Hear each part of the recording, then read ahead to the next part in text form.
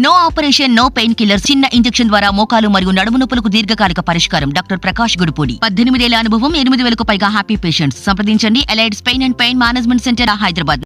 సమాజంలో అసహనం, అసూయ పెరిగిపోతున్నాయని, బుద్ధుని సందేశం దేశానికి ఎప్పుడూ ఎంతో అవసరమని సీఎం రేవంత్ రెడ్డి తెలిపారు. సికింద్రాబాద్లోని మహాబుద్ధ విహార్ని సందర్శించారు. గొప్ప క్షేత్రాన్ని సందర్శించిన అనుభూతి కలిగిందని తెలిపారు. ఈ ధ్యాన మందిరం కోసం స్పెషల్ డెవలప్మెంట్ ఫండ్ నుంచి నిధులు మంజూరు చేస్తామని చెప్పారు సీఎం రేవంత్. అశాంతి, అసూయ, రకరకాల పరిణామాలు ఏవైతే పరిణమిస్తున్నాయో వాటిని అధిగమించాల్సిన బాధ్యత మన అందరి మీద ఉన్నది.